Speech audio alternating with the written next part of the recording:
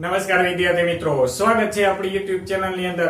હવે આપણે આ ચેપ્ટર 7 નિયંત્રણ અને સંકલનના છેલ્લા પડાવની અંદર પહોંચી ગયા છીએ કે જેમાં વનસ્પતિની અંદર આપણે અંતઃસ્ત્રાવો જોયા હતા. હવે ત્યાર પછીના અંતઃસ્ત્રાવો આપણે જોવાના છે પ્રાણીઓમાં, કે જે વનસ્પતિમાં વૃદ્ધિ, અવરોધક અને વૃદ્ધિ માટે જરૂરી એવા અંતઃસ્ત્રાવો હતા કે જે ચોક્કસ દિશામાં તેની વૃદ્ધિ કરાવે છે. તો પ્રાણીઓમાં એવા કયા અંતઃસ્ત્રાવો છે કે જે તેને મદદરૂપ થાય છે? તો હવે અહીંયા કોઈ પણ પ્રાણી છે, ધારો કે ખિસકોલી, કે એમની અંદર જે ઉર્મિવેગનું વહન છે, ઉર્મિવેગનું વહન કોના દ્વારા થાય છે? તો કે ચેતાપેશી દ્વારા. હવે અમુક એવી પરિસ્થિતિ કે સાનુકૂળ પરિસ્થિતિ છે તો ત્યારે એ શું કરે છે?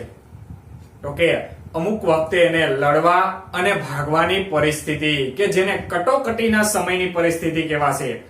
આવા સમયે એને શું થશે? કે કાં તો ફાઇટ યા તો ફ્લાઇટ.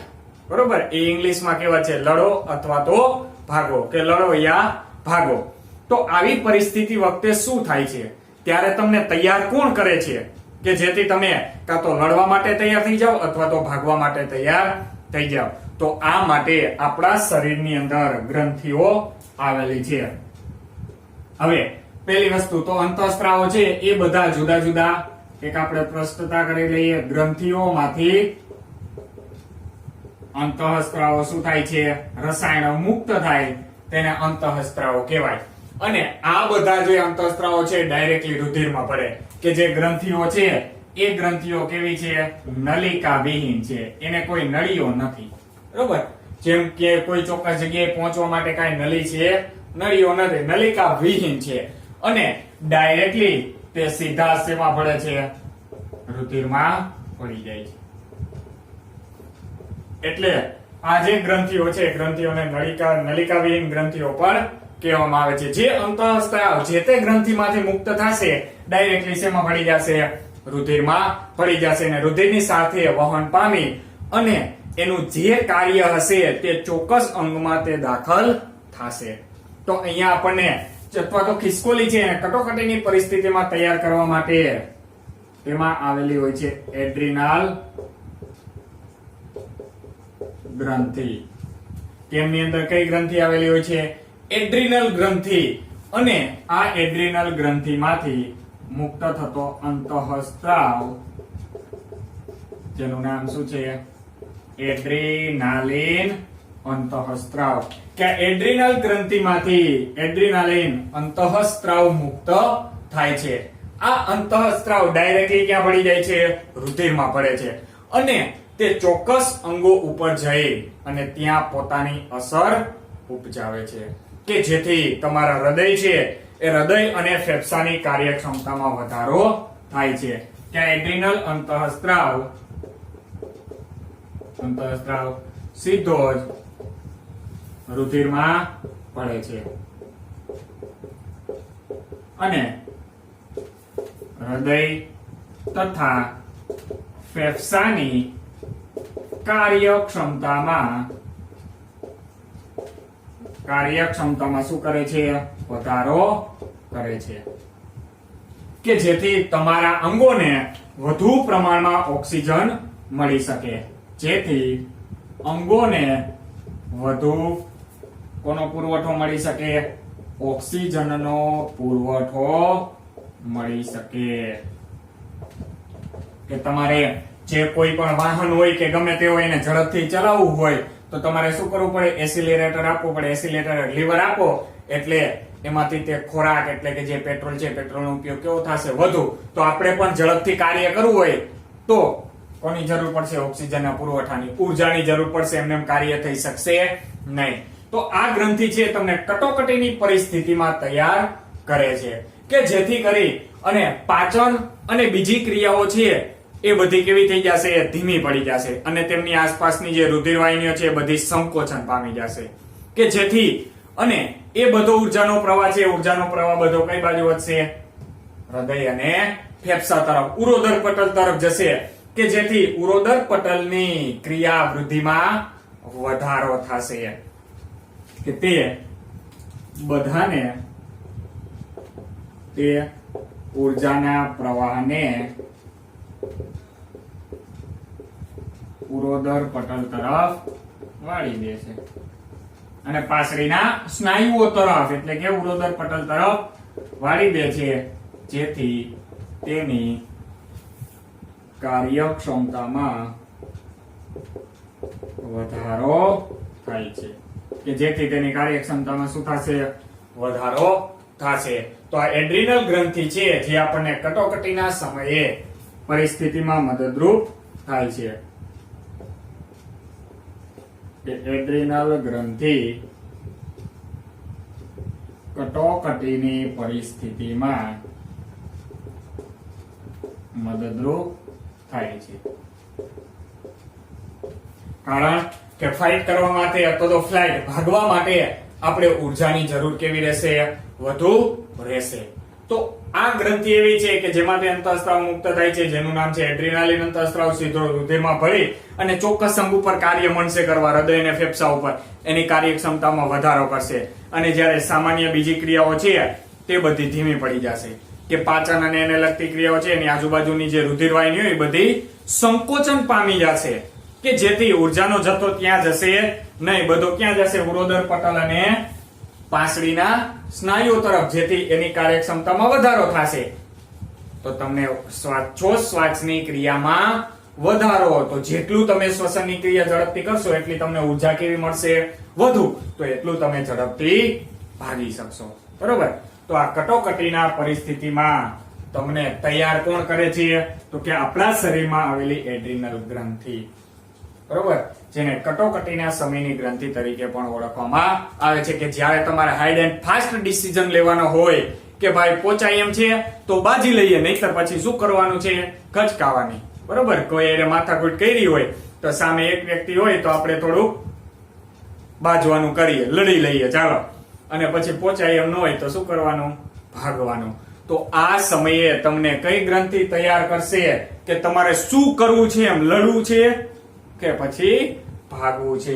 કઈ ગ્રંથિ આવશે? એડ્રિનલ ગ્રંથિ. અને એમાંથી મુક્ત થતો એડ્રિનાલિન અંતઃસ્ત્રાવ. આ યાદ રાખવાનું છે. બરોબર. કઈ ગ્રંથિ, એમાંથી કયા અંતઃસ્ત્રાવ મુક્ત થાય છે અને એનું કાર્ય શું? આ બધા જ પ્રાણીઓની અંદર આ પ્રકારની ગ્રંથિઓ આવેલી હોય છે, કે જે એમને અમુક કટોકટીની પરિસ્થિતિ વખતે તૈયાર કરે છે. જોઈએ હવે આગળની બીજી મનુષ્યની અંદરની ગ્રંથિઓ, તો અંતઃસ્ત્રાવો. ચાલો જોઈએ મનુષ્યની અંદર આવેલી ગ્રંથિઓ. તો આપણે એક બે ગ્રંથિ વિશે અભ્યાસ કરી ગયા છે. મનુષ્યના મગજની અંદર, કે જે આપણી સૌથી પ્રમુખ ગ્રંથિ છે, મુખ્ય ગ્રંથિ છે, કે જેમાંથી એક એવો રિલીઝિંગ હોર્મોન્સ અંતઃસ્ત્રાવ એવો મુક્ત થાય છે કે જે આગળ વધી અને બધી જ ગ્રંથિઓને સક્રિય કરે છે, કે ભાઈ જાગો, ભાઈ ઉઠો અને અંતઃસ્ત્રાવને મુક્ત કરો. કારણ કે જો જરૂરિયાત પ્રમાણેના અંતઃસ્ત્રાવો મુક્ત નહીં થાય તો આપણા શરીરનો વિકાસ છે સારી રીતે થઈ શકતો નથી અને આપણે જુદા જુદા રોગોનું કારણ બને છે. તો આપણે એ જોવાનું છે કે કઈ ગ્રંથિમાંથી કેવા પ્રકારના અંતઃસ્ત્રાવો મુક્ત નહીં થઈ શકે, તો કયા પ્રકારના રોગો થાય છે, એની અસર શું થશે, શા માટે આ બધા અંતઃસ્ત્રાવો જરૂરી છે. તો સૌ પ્રથમ પ્રમુખ ગ્રંથિ તરીકે આપણી આવશે, આપણે બધા ગ્રંથિઓના નામ લખીએ તો એમાં પ્રમુખ ગ્રંથિ તરીકે આવશે પેલા તો પિચ્યુટરી ગ્રંથિ, કે જે સૌથી મુખ્ય ગ્રંથિ છે જે મગજમાં આવેલી હોય છે. ત્યાર પછી આપણે થેલોમસ અને હાઇપોથેલોમસ જોઈતી. બરોબર. ત્યાર પછી એનાથી નીચે આવીએ તો આ ગળાના ભાગમાં જ્યાં થાઇરોઇડ ગ્રંથિ આવેલી હોય છે.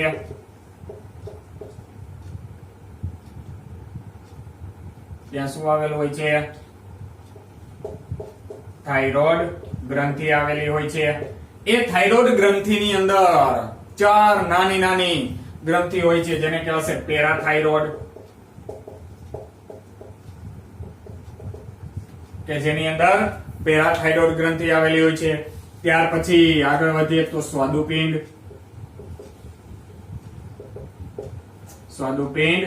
ગ્રંથિ આવેલી હોય છે, જે આપણે છઠ્ઠા ચેપ્ટર ની અંદર સ્વાદુપિંડ વિશે અભ્યાસ કરી ગયા છીએ. ત્યાર પછી આવશે શુક્રપિંડ, જે પુરુષોની અંદર હશે.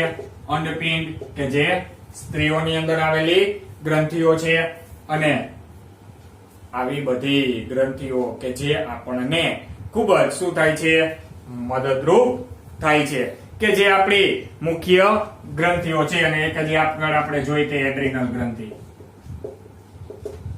બરોબર. તો આવી બધી ગ્રંથિઓ છે એ આપણા શરીરની અંદર આવેલી હોય છે અને જે ચોક્કસ પ્રમાણમાં ચોક્કસ પ્રકારના અંતઃસ્રાવોને મુક્ત કરે છે.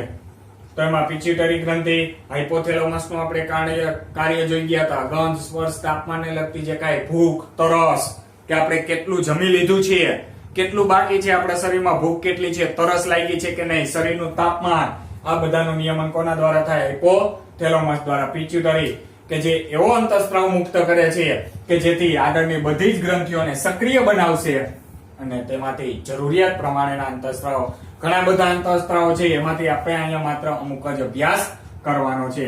ત્યાર પછી આપણે પ્રથમ જોઈએ થાઇરોઇડ ગ્રંથિ. હવે તમે મીઠાની કોથળી ખરીદો તો એના ઉપર લખેલું હોય છે આયોડીન યુક્ત નમક, આયોડીન યુક્ત નમક. આવું આવતું ને જાહેરાત આવતી, યાદ હોય તો, 2 રૂપિયાનું નમક કે આયોડીન યુક્ત, આયોડીન છે ભરપૂર. તો શા માટે આપણે આયોડીન યુક્ત ખોરાક ખાવો જોઈએ? આવો તમને પ્રશ્ન પૂછાશે. શા માટે આયોડીન યુક્ત, આપણે પ્રશ્ન સ્વરૂપે દઈરા તેનો જવાબ શીખીએ. આયોડીન યુક્ત નમક, નમક એટલે ખારું, મીઠું. હો, મીઠું, નામ ખારું છે, સોરી, નામ મીઠું છે, જે ખારું. આયોડીન યુક્ત નમક, તો શા માટે આયોડીન યુક્ત ખોરાક ખાવો જોઈએ? ખોરાક ઈટ કરવો જોઈએ. વાય, શા માટે? તો કે આપણા ગળાની અંદર જે થાઇરોઇડ ગ્રંથિ છે તેમાંથી, આપણા ગળામાં, એનો આન્સર લખીએ આપણે, ગળામાં આવેલી થાઇરોઇડ ગ્રંથિમાંથી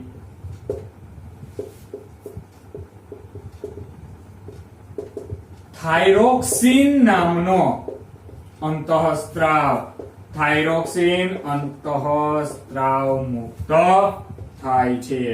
કયો અંતઃસ્ત્રાવ મુક્ત થાય છે? થાઇરોઇડ માંથી, જેનું નામ શું છે? થાઇરોક્સિન અંતઃસ્ત્રાવ.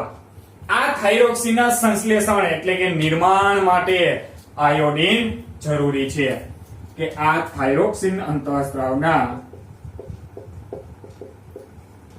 થાઇરોક્સિન અંતઃસ્ત્રાવના સંશ્લેષણ, સંશ્લેષણ એટલે એનું મતલબ શું થશે?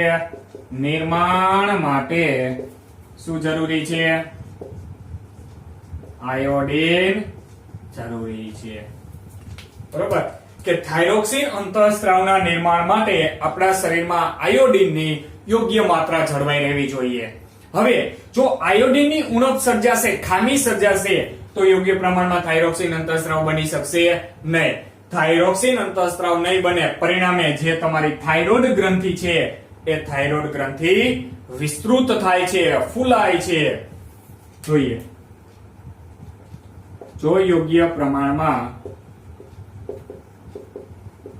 અથવા તો સોરી, પેલા એમ લખીએ કે જો આયોડીનની ખામી સર્જાશે, જો શરીરમાં આયોડીનની ઉણપ એટલે કે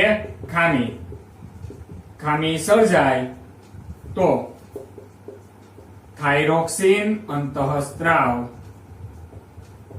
નું નિર્માણ થઈ શકતું નથી. કે થાઇરોક્સિન અંતઃસ્ત્રાવ બની શકશે નહીં. પરિણામે થાઇરોક્સિન અંતઃસ્ત્રાવ નહીં બને તો પરિણામે થાઇરોઇડ ગ્રંથિ, પરિણામે કઈ ગ્રંથિ? થાઇરોઇડ ગ્રંથિ શું થાય છે? વિસ્તૃત થાય છે. વિસ્તૃત એટલે કે ફૂલાય છે. પરિણામે થાઇરોઇડ ગ્રંથિ કેવી થઈ જશે? તમારો ગળાનો ભાગ છે એ વિસ્તૃત થઈ જાય છે અને જે કયા રોગમાં પરિણમે છે? જે ગોઈટર નામના રોગમાં પરિણમે છે. એટલા માટે કહેવામાં આવે છે કે શરીરમાં આયોડીનની જરૂરિયાત રહેલી છે અને આયોડીન યુક્ત નમક અથવા તો આયોડીન યુક્ત ખોરાક ખાવો જોઈએ, જેથી આપણા ગળામાં આવેલી થાઇરોઇડ ગ્રંથિમાંથી યોગ્ય પ્રમાણમાં થાઇરોક્સિનનું નિર્માણ થઈ શકશે અને જે તમારા શરીરનું નિયંત્રણ રાખી શકશે.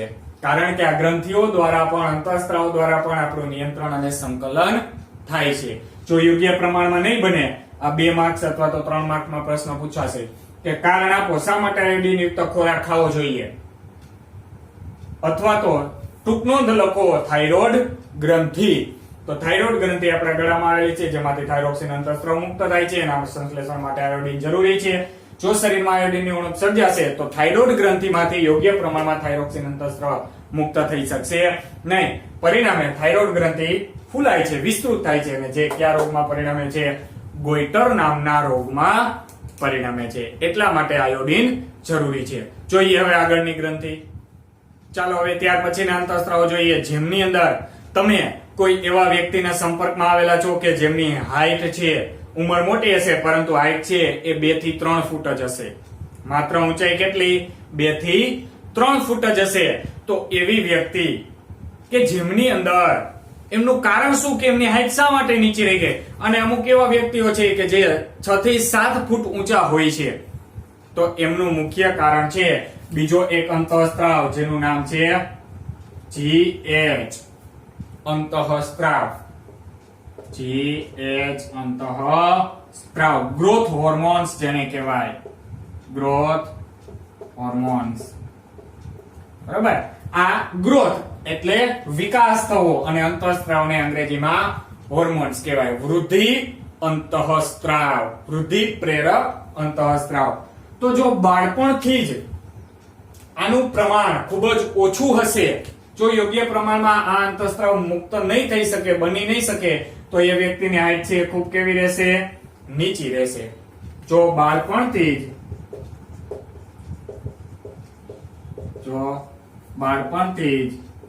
જ GH નું પ્રમાણ ઓછું હશે તો તેની ઊંચાઈ કેવી રહે છે? નીચી રહે છે. એટલે કે શું સર્જાય છે? વામનતા જેને કહેવાય, કે વ્યક્તિ કેવા છે? વામન. વામન એટલે નાના.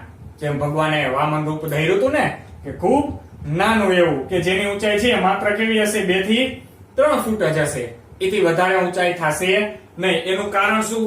તો કે GH અંતઃસ્ત્રાવ, ગ્રોથ હોર્મોન, કે જેનું પ્રમાણ ઊંચું હશે, અનિયમિત હશે, ઓછા પ્રમાણમાં મુક્ત થશે, તો એ વ્યક્તિની હાઈટ છે વધી શકશે નહીં, જે વામનતામાં પરિણમે છે. બરોબર. અને જો વધારે પ્રમાણમાં મુક્ત થશે તો તે વ્યક્તિ છે એની ઊંચાઈ ખૂબ કેવી બની જશે? વધારે વિશાળ કાયતામાં પરિણમશે. અને જો પુખ્તા વખતા પછી, એટલે કે 13 થી 15 વર્ષ પછી, 13 થી 17 વર્ષ દરમિયાન જો વધારે પ્રમાણમાં ગ્રોથ હોર્મોન્સ સ્ત્રવિત થશે તો એમનો શરીરનો આકાર છે એ હાથ પગ અને શરીર મોઢું છે એકદમ કેવું બની જશે? જાડું બની જશે, અને એનો દેખાવ ગોરીલા જેવો થઈ જશે, ગોરીલા વાંદરા જેવો. કે આ બધાનું કારણ શું? તો કે આપણા શરીરમાંથી મુક્ત થતો ગ્રોથ હોર્મોન, જેની અનિયમિતતા. એના નામ જ એ પ્રમાણેનું છે, ગ્રોથ એટલે કે વિકાસ, વૃદ્ધિ અંતઃસ્ત્રાવ. ક્યાં એમનું કારણ? હવે તમે જ્યારે 10 થી 12 વર્ષના થયા, શરીરમાં થોડા ઘણા શું થવા લાગ્યા? જાતીય ફેરફારો થવા લાગ્યા. તો એ ફેરફાર થવા પાછળનું કારણ શું? તો કે પુરુષમાં જે શુક્રપિંડ આવેલા છે, પુરુષમાં આવેલી શુક્રપિંડ ગ્રંથિમાંથી મુક્ત થતા ટેસ્ટોસ્ટેરોન અંતઃસ્ત્રાવથી તેમાં શું થાય છે? જાતીય ફેરફારો થાય છે. અને સ્ત્રીઓની અંદર, સ્ત્રીઓમાં આવેલી અંડપિંડ ગ્રંથિમાંથી મુક્ત થતા ઇસ્ટ્રોજન, ટેસ્ટોસ્ટેરોન અને ઇસ્ટ્રોજન. ઇસ્ટ્રોજન શેમાંથી મુક્ત થશે? અંડપિંડમાંથી, જે સ્ત્રીઓમાં આવેલી છે. ટેસ્ટોસ્ટેરોન શેમાંથી મુક્ત થશે? શુક્રપિંડમાંથી, જે પુરુષમાં આવેલા હોય છે. ઇસ્ટ્રોજન અંતઃસ્ત્રાવ થી એનામાં ગૌણ જાતીય ફેરફારો થાય છે. કે આવા બધા પ્રકારના ફેરફારો થાય છે, જેનું કારણ શું છે તો કે ઇસ્ટ્રોજન અને ટેસ્ટોસ્ટેરોન. તો આવા પ્રકારની આપણા શરીરના અંદર અંતઃસ્ત્રાવો આવેલા હોય છે અને જેમનું જુદા જુદા ગ્રંથિઓમાંથી મુક્ત થાય છે અને ચોક્કસ કાર્ય કરે છે. જો આની અનિયમિતતા સર્જાશે તો આપણા શરીરમાં વૃદ્ધિ, વિકાસ, યોગ્ય પ્રમાણમાં નિયંત્રણ અને સંકલન થઈ શકશે નહીં. જોઈએ હવે ત્યાર પછીની છેલ્લી ગ્રંથિ, સ્વાદુપિંડ ગ્રંથિ. હવે છેલ્લી ગ્રંથિ જોઈએ, સ્વાદુપિંડ. હવે તમે કોઈ એવા વ્યક્તિના સંપર્કમાં આવ્યા છો કે તમારા કરતા મોટી ઉંમરના વ્યક્તિઓ હશે તો એને ડોક્ટરે એવું કીધું હશે કે તમારે સુગર, ખાંડનું પ્રમાણ ઘટાડવાનું છે, સુગર યુક્ત ખોરાક ખાવાના નથી, કે શર્કરા યુક્ત ખોરાક ખાવાની ના પાડવામાં આવે છે. તો એવું શા માટે, કે એ વ્યક્તિને શા માટે ડોક્ટરે શર્કરા યુક્ત ખોરાક ખાવાની ના પાડી છે? તો કે સ્વાદુપિંડ ગ્રંથિમાંથી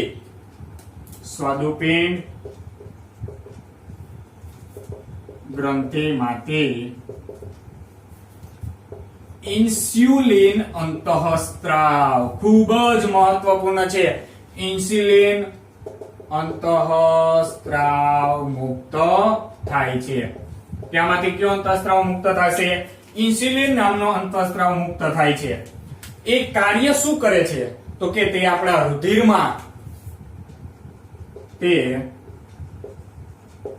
રુધિરમાં શર્કરા એટલે કે સુગર, શર્કરાના પ્રમાણનું નિયંત્રણ કરે છે. કે તે આપણા શરીરમાં ઇન્સ્યુલિન અંતઃસ્ત્રાવ છે, શું કાર્ય કરે, એની જરૂર શું છે તો કે તે રુધિર અને પેશાબની અંદર શર્કરાના પ્રમાણનું શું કરશે? નિયંત્રણ, કંટ્રોલ કરશે. કે જ્યારે તમે વધારે ગળ્યો ખોરાક ખાશો તો રુધિરમાં શર્કરાનું પ્રમાણ વધશે, તો એને કંટ્રોલ કરવા તમારા સ્વાદુપિંડમાંથી આ ઇન્સ્યુલિન વધારે પ્રમાણમાં મુક્ત થશે. અને જ્યારે ફરી પાછું તમારા રુધિરની અંદર લેવલ નીચું આવી જશે એટલે પાછો ઇન્સ્યુલિન છે એનું પ્રમાણ શું થઈ જશે? ઘટી જશે. તો જ્યારે આ ઇન્સ્યુલિન અંતઃસ્ત્રાવ યોગ્ય પ્રમાણમાં મુક્ત થઈ શકતો નથી ત્યારે જરૂરિયાત પ્રમાણે ઇન્સ્યુલિન અંતઃસ્ત્રાવ ઇન્સ્યુલિન મુક્ત ન થાય ત્યારે તેની શું થશે? ઉણપ સર્જાય છે. પરિણામે એની ખામી સર્જાશે તો પરિણામે રુધિર અને પેશાબમાં એટલે કે રુધિરમાં શર્કરાનું પ્રમાણ વધી જાય છે. શર્કરા વધી જશે તો કઈ બીટીસ થશે? ગાંડાબીટીસ થશે. પરિણામે તે કયા રોગમાં પરિણમે છે? પરિણામે તે ડાયાબિટીસ, જેને મધુપ્રમેહ કહેવાશે. કેવો પ્રમેહ કહેવાશે? મધુપ્રેમ, ગાંડાબિટીસ. પરિણામે તે ડાયાબિટીસમાં પરિણમે છે. કે જો ઇન્સ્યુલિન અંતઃસ્ત્રાવ મુક્ત નહીં થાય તો શર્કરા વધી જશે, શર્કરા વધશે તો ડાયાબિટીસ થશે, જેને મધુપ્રેમ તરીકે ઓળખવામાં આવે છે. આ ડાયાબિટીસનો કોઈ અન્ય ઈલાજ છે નહીં. એ વ્યક્તિએ એના નિયંત્રણ માટે શું કરવું જોઈએ એ જરીક આપણે જોઈ લઈએ. એનું નિયંત્રણ કઈ રીતે થાય? બરોબર, નિયંત્રણ માટે પહેલા તો સૌ પ્રથમ ખોરાક પર નિયંત્રણ કરવું પડશે. પછી ભાઈ તમને બહુ લાડવા ભાવતા હોય તો લાડવા ખવાશે નહીં. ખાવું તો ઘણું બધું છે પણ ખાઈ શકાશે નહીં, કારણ કે ખાશો તો તરત શું થશે? ડાયાબિટીસમાં વધારો થઈ જશે. કે ખોરાક પર નિયંત્રણ કરવું પડશે. બીજું, નિયમિત વ્યાયામ કરવો પડશે, કસરત કરવી પડશે. ત્રીજું, નિયમિત યોગ્ય પ્રમાણમાં દવા લેવી. અને જો એનાથી પણ કંટ્રોલ ન થાય તો તમે જોયા હશે કે અમુક વ્યક્તિઓ છે એ ઇન્જેક્શન લેતા હોય છે કે જે ક્યાં અંતઃસ્ત્રાવના હશે? ઇન્સ્યુલિનના, અથવા તો ઇન્સ્યુલિન અંતઃસ્ત્રાવના શું લેવા પડે છે? ઇન્જેક્શન લેવાથી તેને શું કરી શકાય છે? કંટ્રોલ, નિયંત્રણમાં લાવી શકાય છે. તો સૌ પ્રથમ તો એને શું કરવું પડશે? ખોરાક ઉપર કંટ્રોલ કરવું પડશે. બરોબર. ગળી વસ્તુ છે એ સુગર ફ્રી ખાવી પડશે. ગળી વસ્તુ ખાઈ શકાશે નહીં. નિયમિત વ્યાયામ કરવો પડશે, કસરત કરવો પડશે, યોગ્ય પ્રમાણમાં દવા જ લેવી પડશે, અથવા તો જરૂર પડે ઇન્સ્યુલિનના ઇન્જેક્શન પણ લેવા પડશે. કારણ કે એ વ્યક્તિને જ્યારે શરીરમાં કાંઈ પણ ક્ષતિ પહોંચે છે, ઈજા પહોંચે છે, ત્યારે આપણે જેમ રુધિર ગંઠાઈ જવાની ક્રિયા થાય છે એવી આ વ્યક્તિઓને જેને ડાયાબિટીસ હશે તેને થશે નહીં. એટલે કોઈ પણ વ્યક્તિને જો કાંઈ ઓપરેશન કે વાઢકાપ કરવાનું હોય તો એને પહેલા ડાયાબિટીસને ડોક્ટર કંટ્રોલમાં લેશે, પછી વાઢકાપ કરશે. ત્યાં સુધી એના શરીરમાં કોઈ પણ પ્રકારની સર્જરી કે વાઢકાપ થઈ શકે નહીં. તમને કાંઈ આંગળીમાં લાગ્યું હોય તો થોડા સમય પછી રુધિર જામી જશે, બરોબર, રુધિર ગંઠાઈ જશે, પણ ડાયાબિટીસ વાળાને જે આપણે રૂઝ આવી એવું કહીએ છીએ એને એ રૂઝ આવશે નહીં. તો આ મહત્વની ગ્રંથિ સ્વાદુપિંડ અને એમાંથી મુક્ત થતો ઇન્સ્યુલિન અંતઃસ્ત્રાવ. તો આપણા શરીરમાં અંતઃસ્ત્રાવનું ખૂબ જ મહત્વ છે, જે આપણા શરીરમાં નિયંત્રણ અને સંકલનનું કાર્ય કરે છે. તો અહીંયા આપણું ચેપ્ટર નંબર 7 નિયંત્રણ અને સંકલન પૂર્ણ થાય છે. Thank you very much.